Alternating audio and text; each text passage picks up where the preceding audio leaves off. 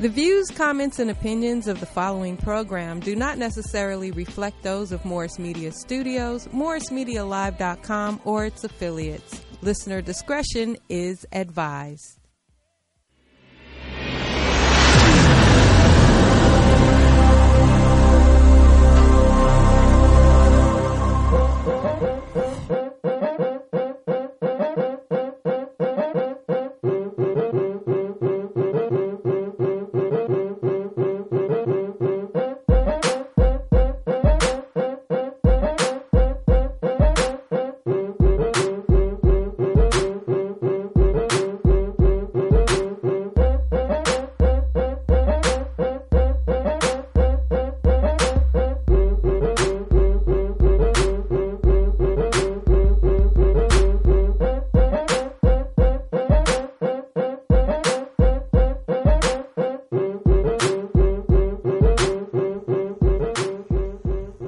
Assalamu alaikum. In the name of Allah, the Beneficent, the Merciful. Welcome to Liberated Sisters. I'm your host, Sister Charlene Muhammad, and we have a great show planned for you today.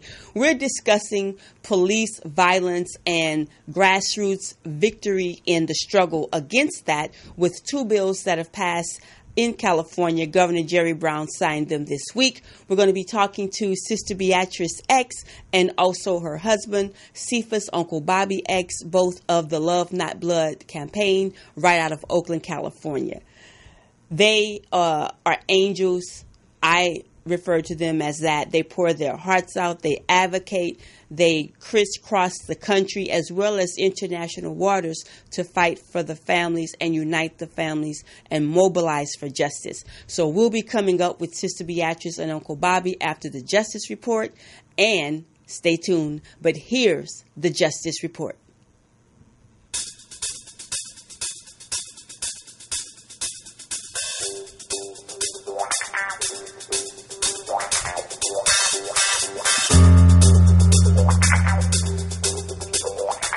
Today's Justice Report comes straight out of the Final Call. Our new cover story is on the stands today. You can read it at finalcall.com. Smack on the cover there, he is the beautiful Honorable Minister Louis Farrakhan. He is returning to Detroit, Michigan on October 14th for the 23rd anniversary of the historic Million Man March, the Holy Day of Atonement. Sister Charlene Muhammad writes in the Final Call cover story about the great reception that the Nation of Islam's Executive Council received during its recent planning meeting there, and the heartfelt expressions of many waiting to receive Minister Farrakhan and the Nation of Islam. In one of our lead national stories, Barrington Salmon uncovers yet more discrimination about black, brilliant youth. His article, Too Black and Too Strong for White Colleges and Universities. He addresses how there's a study by Professor Ted Thornhill of Florida Gulf Coast University. This is a sociology professor, and Professor Thornhill uncovered how many of these institutions are less likely to recruit Black American students. Now get this, if they are anti-racism activists, or if their background suggests that they are aware, conscious, and fighting against racial challenges that Black people face. So just fighting for their survival, the right to human life and existence, is what's barring them from these institutions, according to Barrington Salmon. That's our national lead story. Sister Nisa Islam, thank you so much, Sister Nisa, because we always want to uncover the plight of the Black female here in America and abroad, right? So Sister Nisa Islam Muhammad out of D.C., Brother Barrington is out of Chicago, but Sister Nisa highlights also a new report. This report outlines that the Federal Bureau of Prisons has mismanaged its female inmate population, and that it is programming policies may not fully consider their needs. And we say, duh, right? This is nothing new where the woman is concerned, overlooked, sidecast. The Bureau has not ensured that decision makers are trained on how female inmates' needs differ from those of male inmates. Not to mention, it didn't even have a formal process to verify compliance for managing female inmates. So grasp that, right? It doesn't ensure that there's training, and it doesn't even have a process to monitor that. So a source tells Sister Nisa, in the facility where she was once housed, the inmates looked after each other because they really couldn't depend on the corrections officers. You can read more of their stories and much, much more at finalcall.com. That's the Justice Report. And now here's a word on justice from the Honorable Minister Louis Farrakhan. He conducted an interview with F. Monet. And stay tuned, because right after that, we're coming back with Sister Beatrice and Uncle Bobby of the Love Not Blood campaign. You speak of justice. Clearly, we don't know what that is as long as we've been here. What does that look like? What does that feel like? Is that even obtainable? You know, that's a great question. I have there's a lot going on in my mind, Minister. It's all right. The Honorable Elijah Muhammad said, justice is a principle of fair dealing. Justice is the law that distinguishes between right and wrong. But he also said, justice is a weapon that God will use in the day of judgment. He said, if justice were in the world, there would not need to be a judgment. But since the world is run by a satanic mind, and justice is not the order of the day, justice is denied. And as Martin Luther King said, the universal arc of justice, or the arc of the universe, bends toward justice. So even if I can't get justice in the courts of America, which are run by white supremacists, that is not the court that ultimately has justice in its grip. So Thomas Jefferson said, I tremble for my country when I reflect that God is just and his justice cannot sleep forever. So what is it? It's what you sow. You have to reap it. That law is at work every single day of our lives. If the courts don't do their job, the law of justice contained in the universe will do that job. No man or woman can escape the consequences of their actions. So in the Quran, there's a section that says every deed has its consequence. And this is the day when the God of justice will give to every man, every woman, every nation what that nation has earned. And so the Quran says you will see every nation bowing down before its book. Everything is written. And the evil of America, a great evil that America has done to the indigenous people, a great evil America has done to the blacks who didn't come here on the Nina, the Pinta, or the Santa Maria, but the transatlantic slave trade is a crime that they have not paid for yet, but this is reaping time. I'm happy to announce to the enemies of justice, your time has come. And you will not escape the wrath of God. And the sad thing is, when Thomas Jefferson said he trembles, he was in present time trembling for his people in a future time. Nobody escapes. So the children of Jefferson today that have lived deliciously based upon what he did and the evil of what he did and the justice that he didn't do, but he knew one day they would have to pay. And I am here to warn America, this is that time, and you will pay justice or else. And since you didn't do justice, the or else is now present in America and in the world. This world's time is up. But if you come with a peaceful expression, if you come with a heart filled with... What is justice? There you have it. Thank you so much, Brother Ben X, for posting Minister Louis Farrakhan's interview with F. Monet. Look, one to study. It's one to study. You're listening to Liberated Sisters. You're viewing Liberated Sisters. We're right here at Morris Media Live, recording live. So we want to welcome now Sister Beatrice X, and she's going to talk to us more about the grassroots victory in the struggle against police violence. And soon after, Uncle Bobby will be joining us. Sister Beatrice, Assalamu alaikum. Wa alaikum salam, Sister Charlene Muhammad. How are you, ma'am? I'm doing great. Thank Allah. How about yourself? I'm still breathing. I am grateful. Come on Praise now. be to Allah. As Yes, our brother ma'am. Leon here out west says, better and better. Better and better. Yes, ma'am. Sister Yes, ma'am. yeah, thank you for coming back on to Liberated Sisters with us to talk about these police accountability and transparency bills that the grassroots activists and many, many others, of course, right?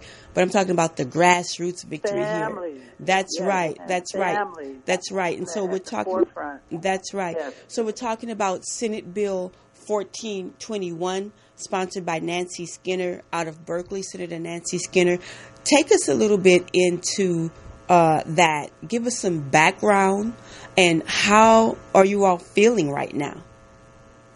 Well, how we're feeling is good that it went through, but the devastation of police terrorism on these families is so devastating that it's good that it happened, but we need more. Mm-hmm. You know, we need more. Everybody, hey, they sacrificed. They went to Sacramento. We lobbied. Back and forth. Yeah, different senators to talk to them about the deal. We went down to Compton. We went a lot of places, and people sacrificed a lot of their time, right? Yeah. And their money for gas, because it's like the movement and activism is not contrary to what people think. There's no money in it. You have to really want freedom, justice, and equality to do this work, right? So a lot of families, a lot of activists, a lot of people sacrifice for that. And we are overjoyed that the governor signed this bill. But let's just be clear. We need police accountability where they are held accountable when they murder. Right now, this bill is good because there are families who can't even get an autopsy report. Mm-hmm. There's families who can't even find out what happened to their loved ones. 5, 10, 15 years later, 3 years later, you just know your child or your loved one is murdered, and everybody goes on like, okay, deal with it. Everybody knows the human wants to know. Yeah. You know what I'm saying? Want to know. Who doesn't want to know? Yeah. What happens to their loved one? And what does this bill do, this SB 1421 exactly?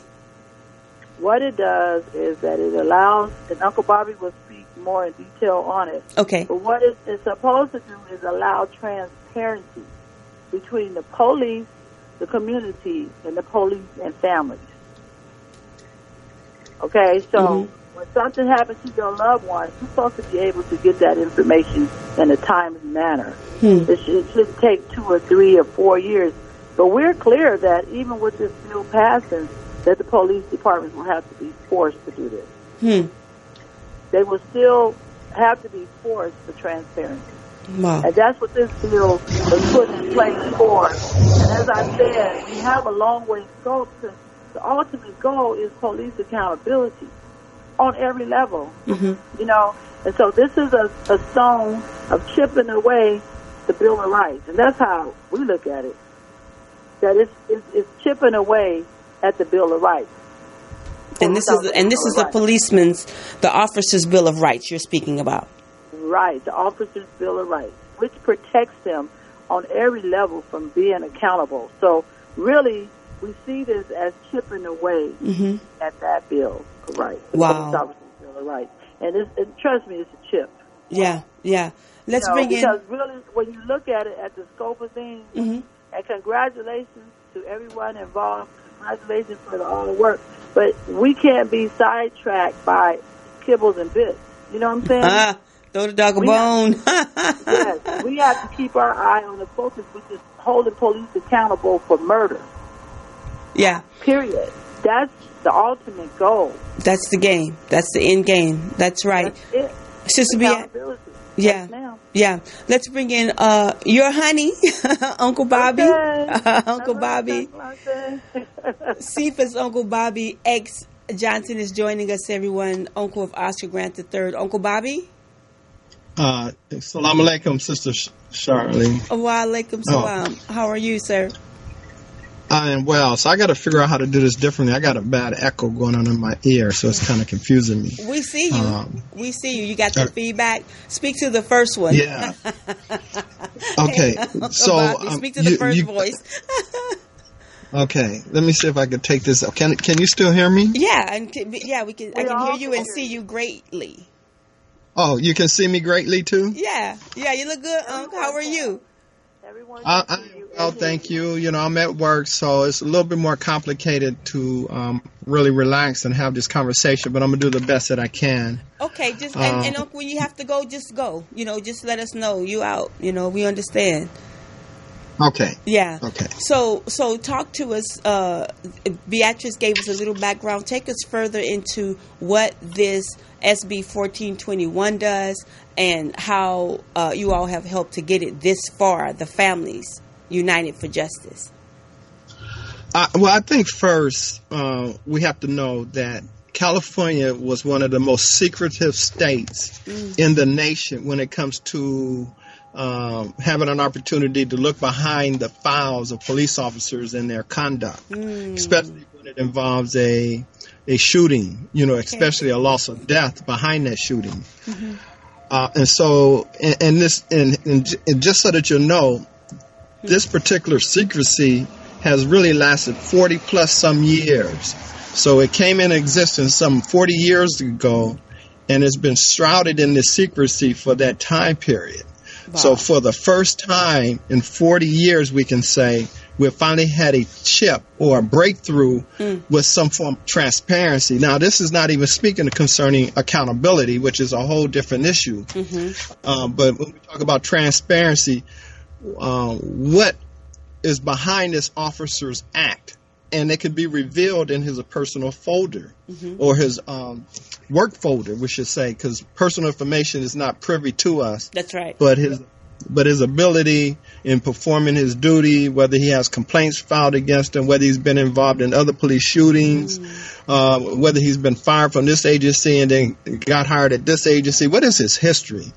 You know, they can speak volumes to his act, especially when it's behind a particular homicide that he's been involved in.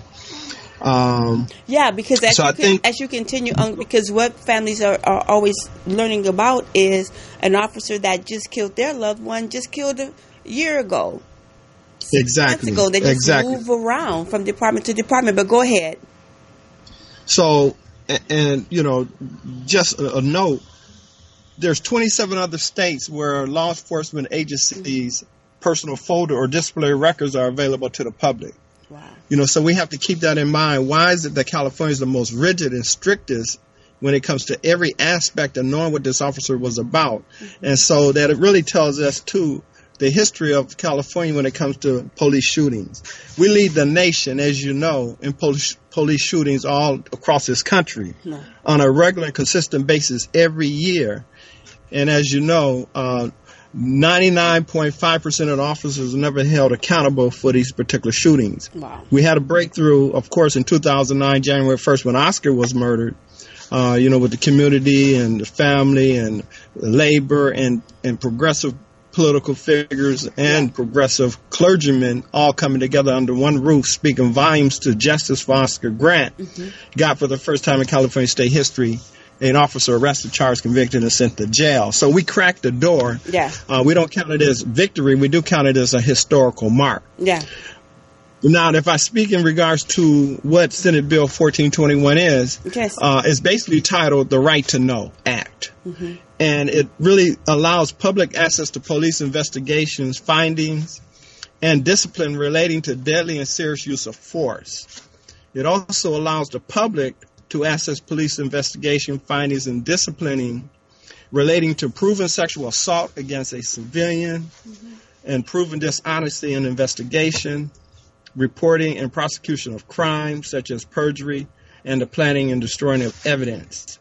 So this is critical, and it can overturn really many cases where young men are incarcerated right now because of the planning of evidence or the destroying of evidence. You know, and so this is really a major step in unveiling what was kept secret, that defense attorneys for representative of young men that have been incarcerated, the right to get a fair trial, but also for families today, you know, when they encounter the sadness of their loved one being murdered, now have a given time span of the rights to get this information concerning the murder of their loved one.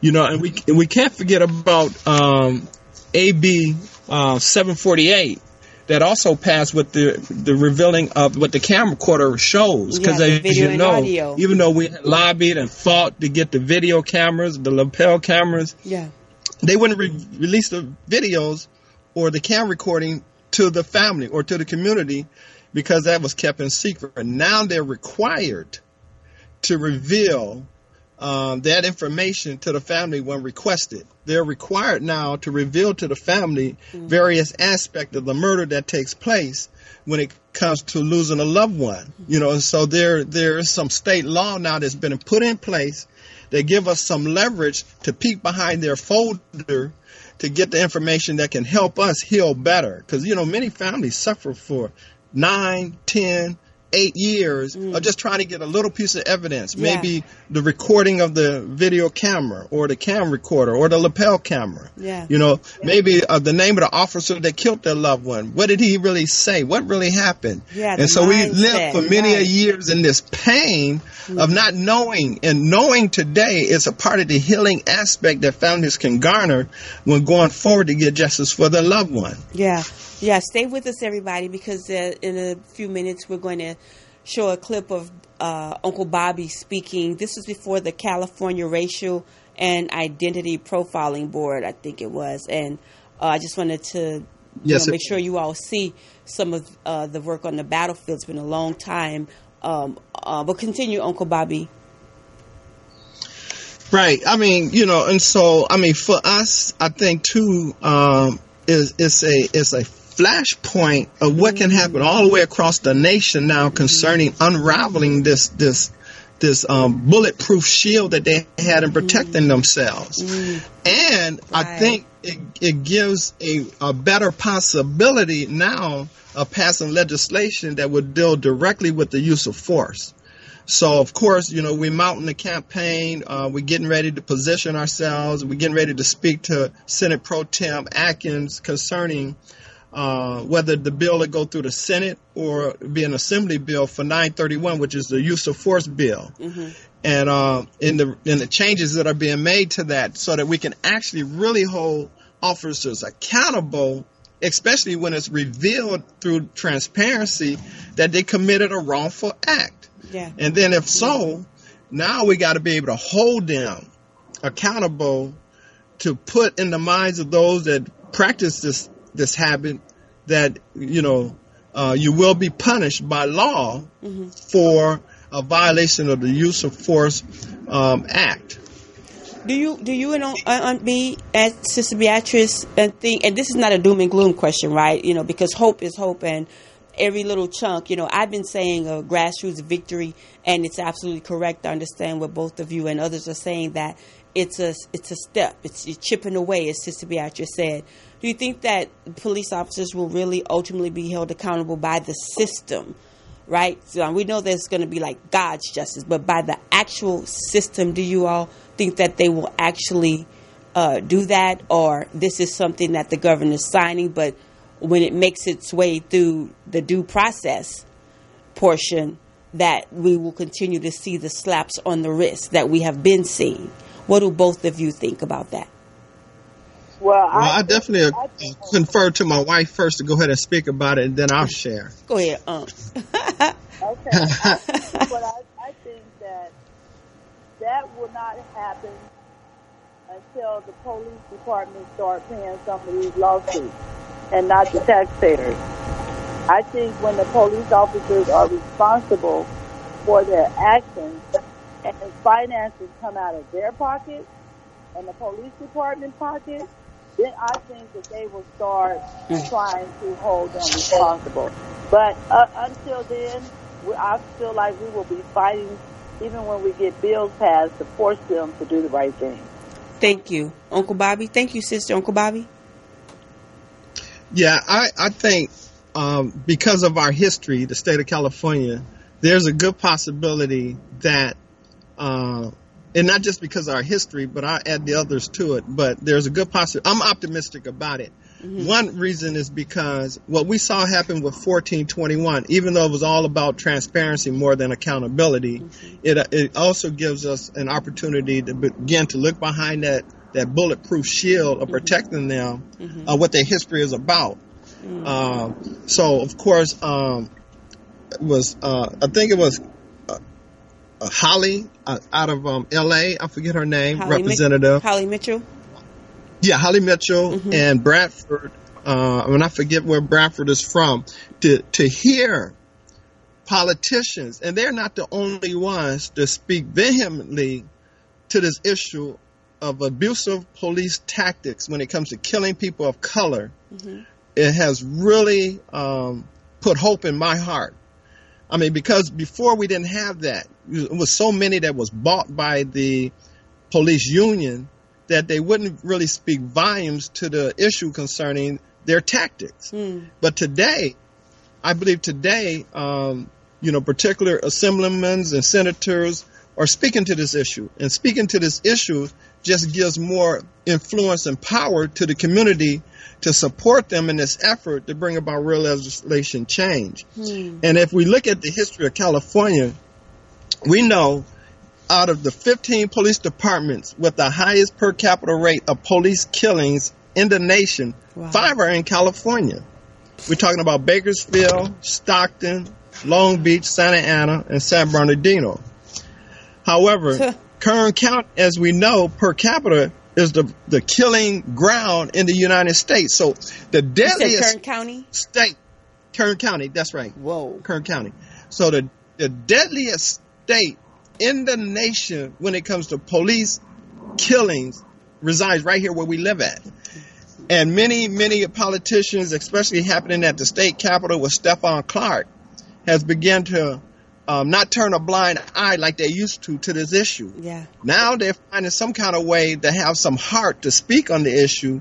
And speaking on the issue now is creating more of a stir throughout the nation, but more so in the state of California, about really bringing some legislation change. And so if we keep this momentum going, I believe that AB, or whether it be AB or SB 931, will have much more of a greater opportunity to get past the Senate floor and become a bill on the governor's desk that he must sign.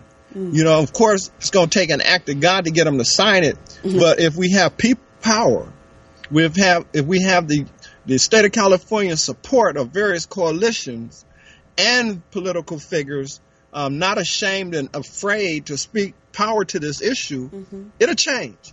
And I believe then we will begin to see officers actually going to jail, and it might initially start out at a short term, like measly 11 months or 10 months. But that will cause an officer to think to some degree before he just kill, because that possibility will reside in the back of his mind. That'll be interesting. And speaking of Johannes Meserly, maybe they'll go to prison as they were ordered and not to jail. you know, exactly where their buddies were. Right. Oh, can I say? Can yeah. I just say? I just want to say that is really good that we can keep hope alive.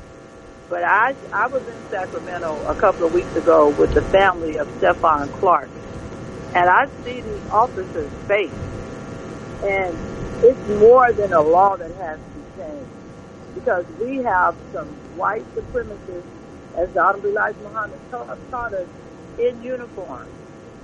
And that's what we have. And so even with the laws coming in, I just feel like that we need to keep pressing on to put these laws in place.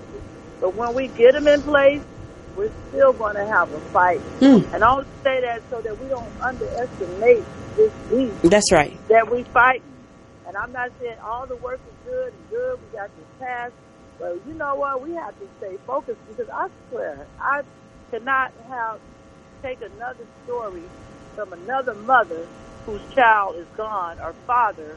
You know, these stories that keep coming in, it's a reality. And every time it's piled on and on and on. Sometimes people send me stuff.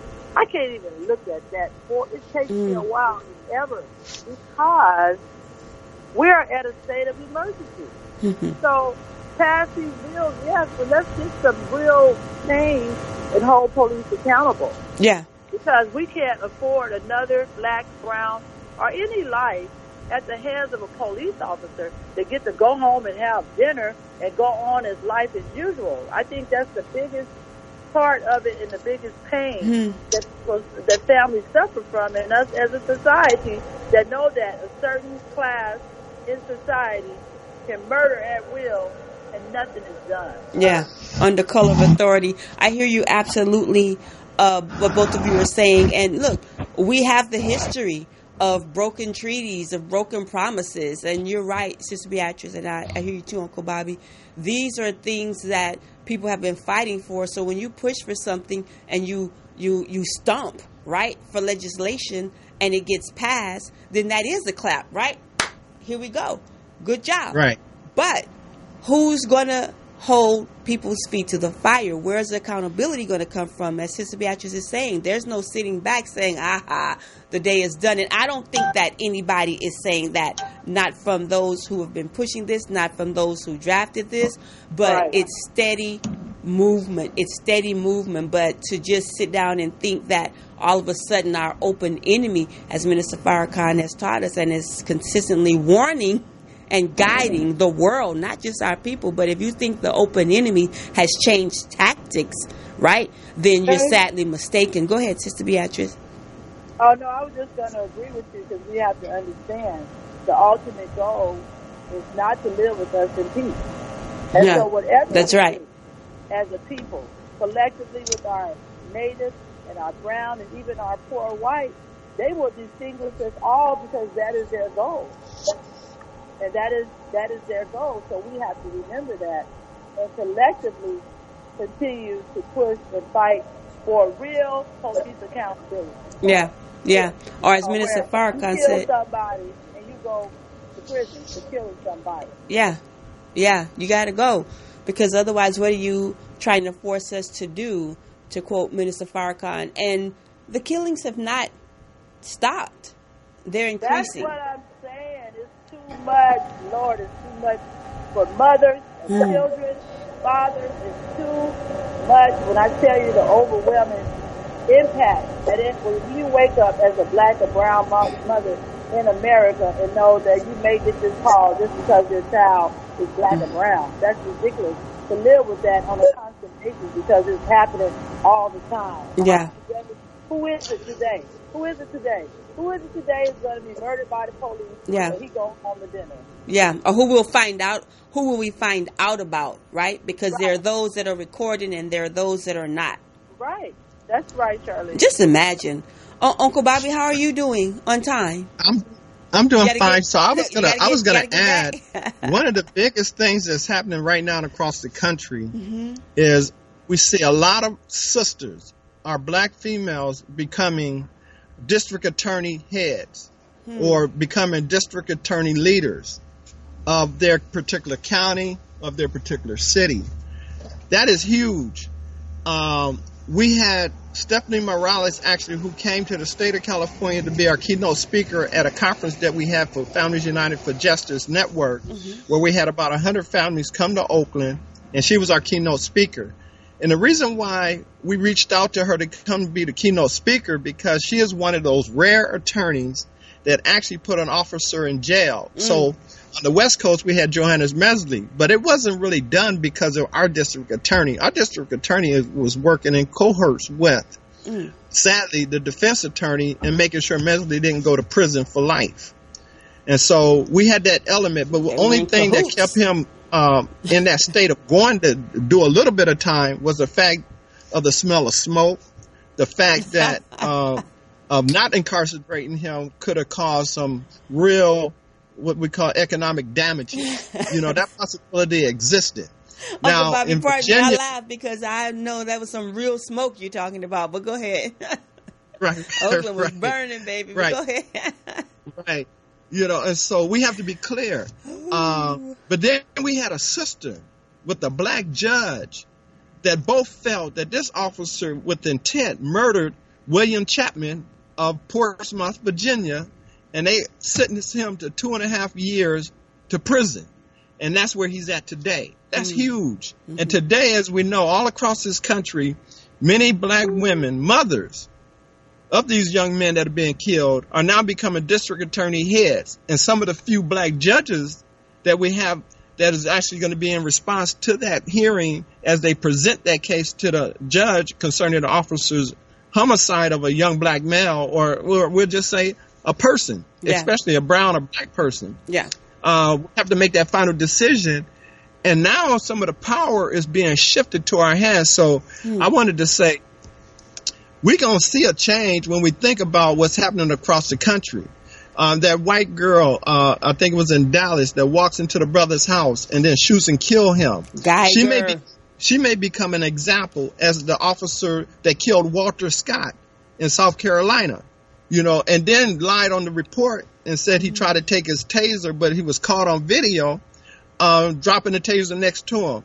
See, these are just some of the examples of us being vigilant, recording like we're supposed to, being real voters, and getting getting the right people in place to help make these decisions, that these officers be held accountable. And so we're starting to see somewhat of a shift. And the reason why this is happening, this is my belief, is that when Obama was inaugurated or became the president of the United States on January 19th, as we know, Oscar was murdered. He came under major scrutiny when he spoke on behalf of Henry Louis Gates when he was trying to go in his house, and he called that officer stupid.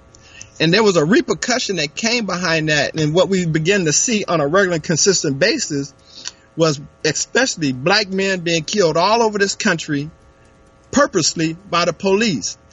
In our case, Michael Raines told the world what was getting ready to happen. He took the silhouette of Oscar's body, showing the way the bullet went through his back in an angle, making the argument that he was trying to resist arrest. That evidence was not provided to the prosecuting team, our attorneys, in preparing themselves in response to that silhouette.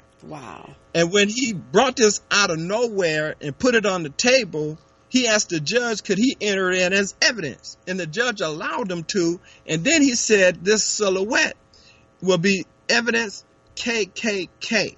That's right. Now, all of us heard that. That's right. And all we could do was go in awe. And nobody in the real media wanted to report how he sent a message to black folks in the United States that the KKK that have infiltrated the police department is going to go on a killing spree across this country. And if you paid attention to what happened to Obama, and right after he made that statement concerning Henry Louis Gates, the escalation of black life went off the chart. Now, people always say this has always been happening. Yeah, it's always been happening. But what we saw happen has been unprecedented. It just increased. And we have to acknowledge that every time we make gains, historically, think about it. We set free emancipation, black codes come into existence. We fight, we get the 13th, 14th, and 15th Amendment. We thought we arrived. Jim Crow comes down on us. Emmett Till is killed. We fight. We get the Civil Rights 1964 bill passed. Brown versus Board of Education passed. We thought we had arrived, and more killing takes place. Then we decide maybe it's an armed struggle we might have to go into. The Black Panthers is formed. You get what I'm saying? Oh, yeah. So every time we make some gain, there's going to be some backlash. And we got to be clear about that. Even with these gains that can take place with the DAs getting in place, black judges getting in place, and incarcerating these KKK members, there's going to be some backlash that's going to happen, and we just have to be prepared for it. Uncle Bobby, Sister Beatrice, look what happened with our sister DA in, was it Boston? Marilyn Mosby, with the case of Freddie Gray, and how she stood up and came out strong and did what she was supposed to do, and then people went after her. I mean, we just see it time and time again. We have blatant, factual, red and white, blood-stained ink about this history. So we don't really have to be fooled. Uncle Bobby, how are you looking on time? Because I want to play a little excerpt from your testimony before the California Racial Identity and Profiling Board, if you can still stay with us for this time. I think I can stay. Okay, because otherwise, what I would like to do, if you can't stay, then we can let you give your remarks before you take leave and get back to, your JOB. I can give it after pretty much you share that. Okay, great. Let's do that. Everybody stay tuned. We're getting ready to see Uncle Bobby in action. We are at a state of emergency. Yes. And as Lori spoke, we are clear that this is not even about us. It is about these children, these grandbabies, and these great-grandbabies that are coming behind us. So if we really want a sincere, right society, we must address this issue today. Yes. So I'm standing here in hopes that I'm appealing to some hearts. Because most times when we stand before boards, the individuals are heartless. Yes. Yes. And as we pour out our emotions, right, it seems to fall on deaf ears. And there's a lot of pain, as you said, Pastor McBride, in this room today. So you're going to hear some stories that we're hoping that you hear and from your heart really do the work to make this place right and hold police officers accountable. Now, I can go on script. Good morning, and thanks to you for being here today.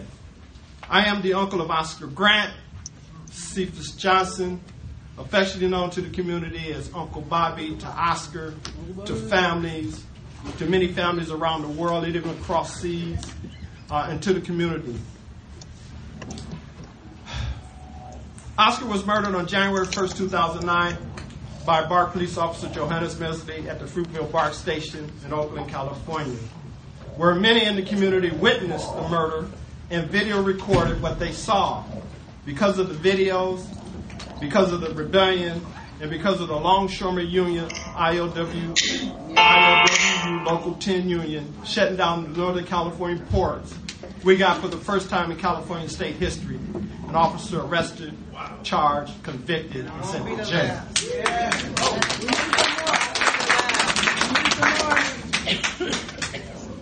So, we don't count it as a victory, we count it as history. Because we're clear, since Oscar murder, 1,100 people on an average is murdered every year. Wow. Thank you, Uncle Bobby and Beatrice, for waiting for that. That's Pumps on the Ground, some footage, and more is online. You can go to Uncle Bobby's page, and there's also some official videos, but we were there to cover that. That was a very riveting event. The families testify. Oh, my God. That was something else. I think I put some things up along my timeline when that happened, but yeah, that was in Compton, right here in Compton, California. They had a press conference before that, and then they went in and testified. I got to tell you both. I think I said it before, but if not, here it goes to you too. That board, as you said, I had not seen as much empathy for families as I had with that board. I mean, you had right down from the Justice Department, clergy. It's a very diverse, very universal board. But when I sat there, I felt that change was coming along that line. You know, that you all were not just appealing and walking away empty-handed. I really got that day.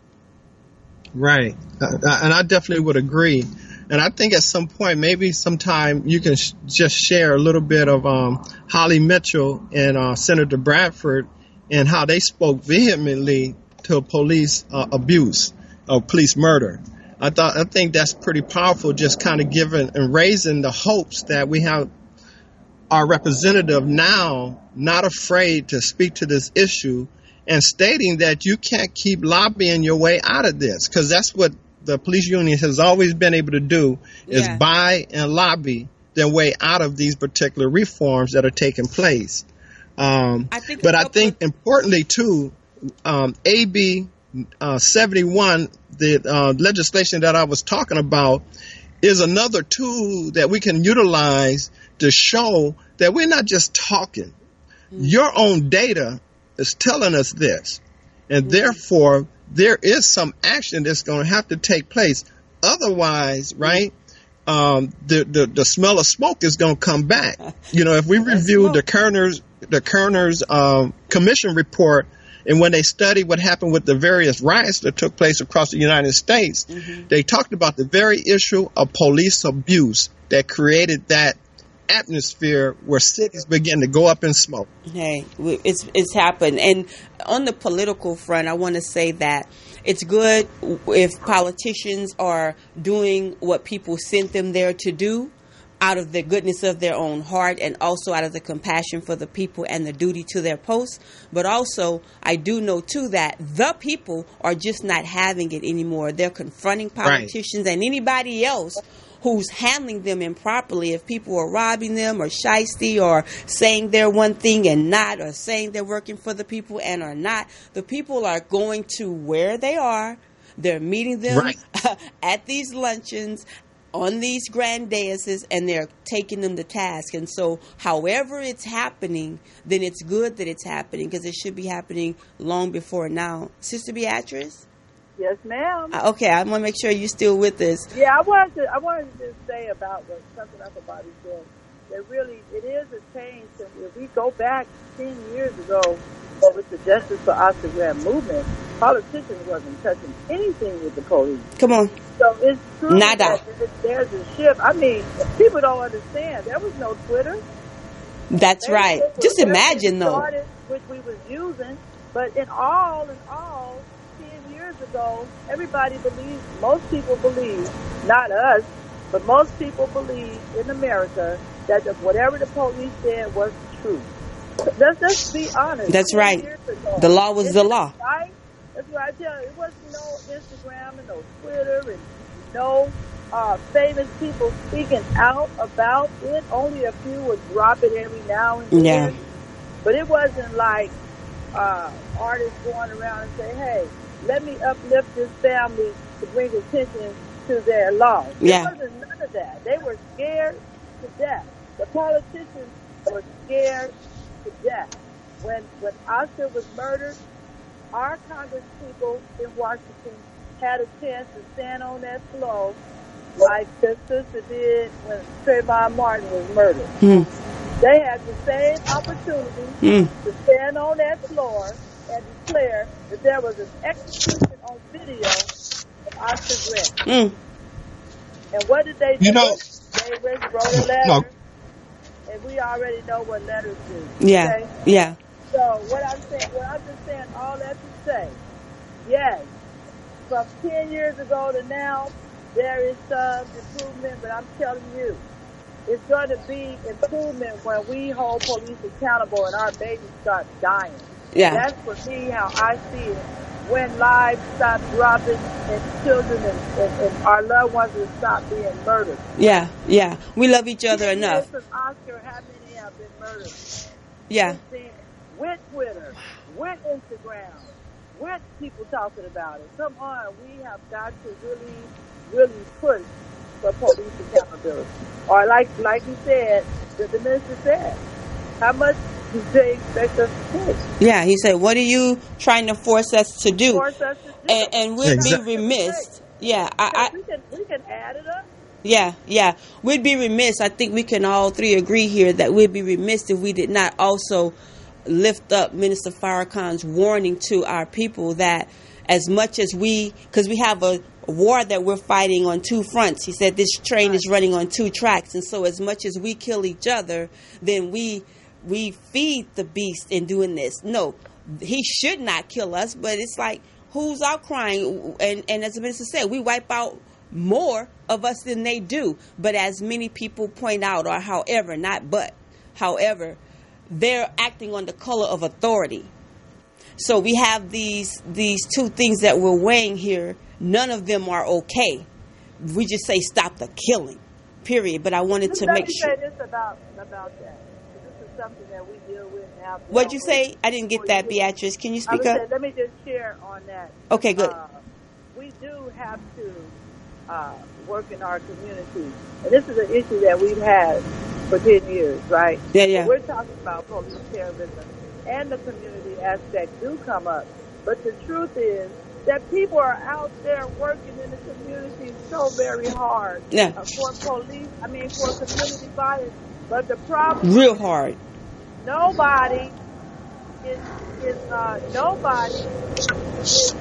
lifting up community violence like you lifting up police. Absolutely. Go to the artists and ask them why they haven't come to a city and lifted up a community that's trying to bring attention to that, because there's people out there, and it really drives me crazy when people say that there's nobody out there. They're not mad when we kill. Yes, everybody is mad. You're right. We have to understand that the police is doing some of this killing in our community.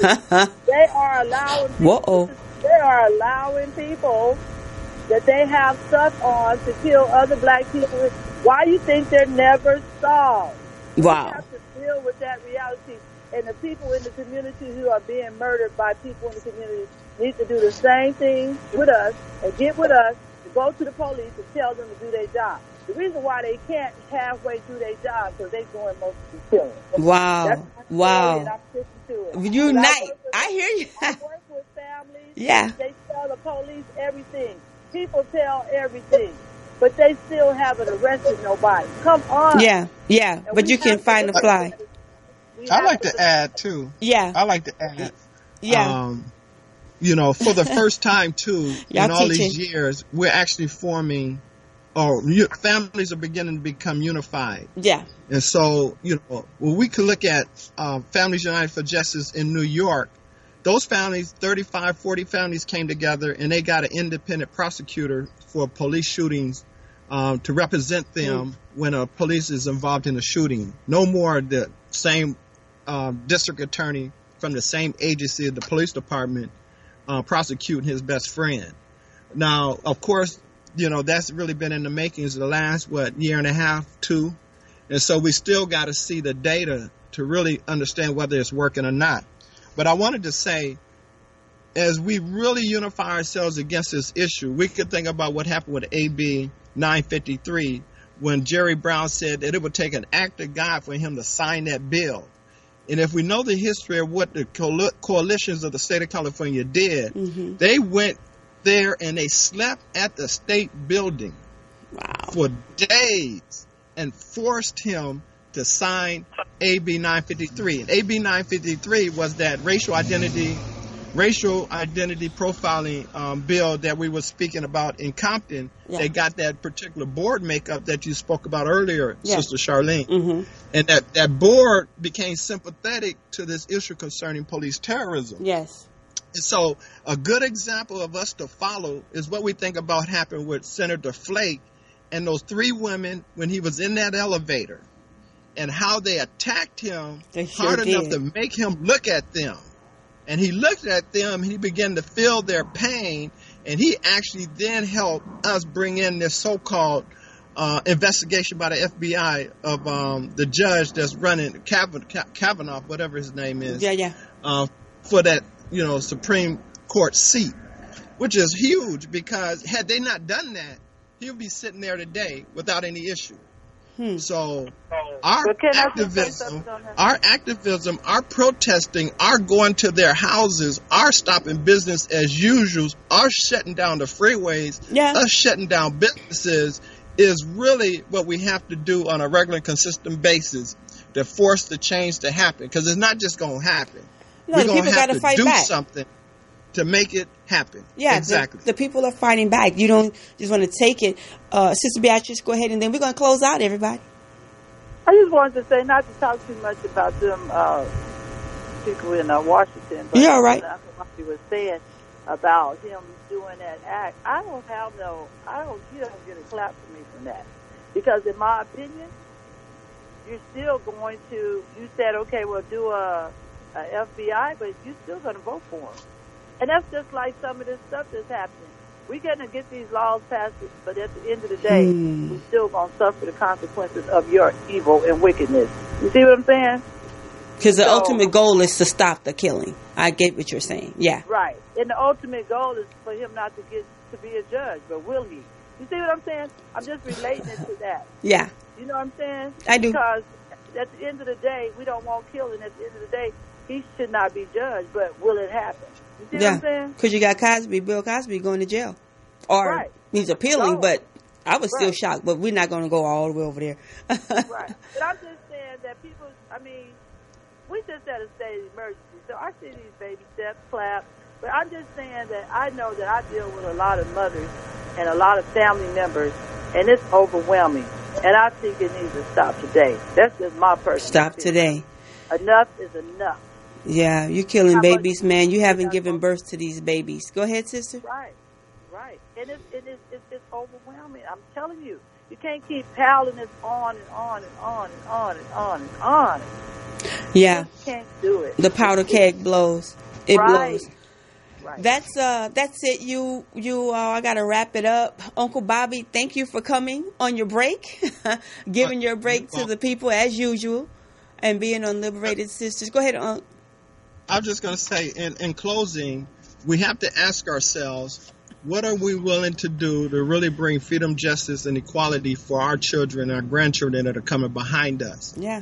And if we can answer that question, and maybe some of us putting our life on the line, then we will know whether we will ever have it or not. Yeah. And so we have to begin to stand up and make those type of sacrifices to bring real systemic change. Yeah. And that may mean some of us making that ultimate sacrifice, like our brother Donner, I think it was Donner in L.A. that killed those police officers, Lavelle Mixon that killed those police officers. We could talk about the brothers that have brought that level of anger up to a point where they were totally off balance, but they did what they had to do.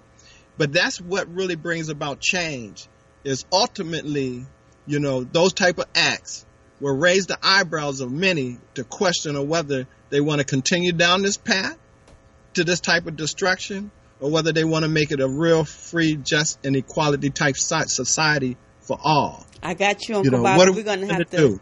We got to leave it there. Uncle Bobby posed a question. What are we willing to do? Put the gasoline jacket on or what? I don't know. But thank you both for being with us here at Liberated Sisters. Y'all know I love y'all.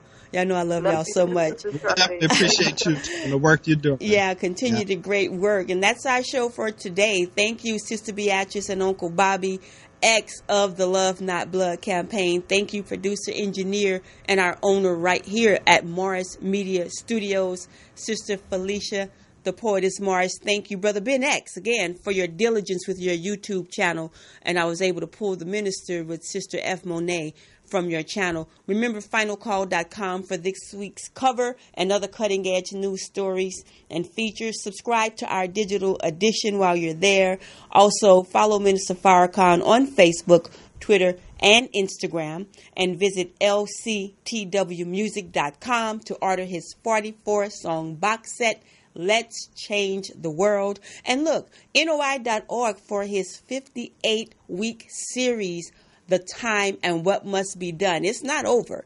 The Time and What Must Be Done. In the words of our Western Region Representative Student Minister Tony Muhammad right here in L.A., meet me at the mosque on Sunday and every Sunday, 8701 South Vermont. The doors open at 10:30. The lecture starts at 11. Tell them Sister Charlene Muhammad sent you. You can hear Liberated Sisters every Tuesday right here, 8 o'clock at Morris Media Studios. Also, Friday at 8 a.m. on radiojustice.org. And every other Saturday 8 a.m. on 90.7 FM, kpfk.org. I'm Sister Charlene Muhammad saying, if it's impacting our community or can uplift us as a people, let's talk about it. Peace.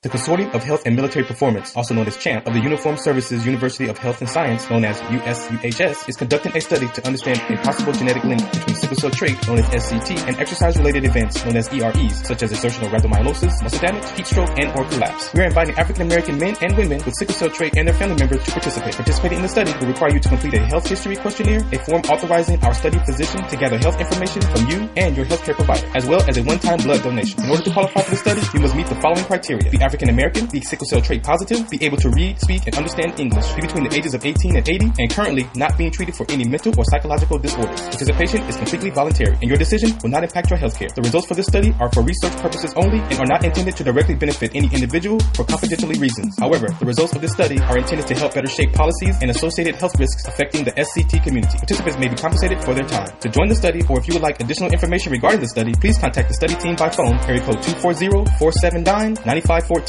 or email sctstudy-ggg@usuhs.edu.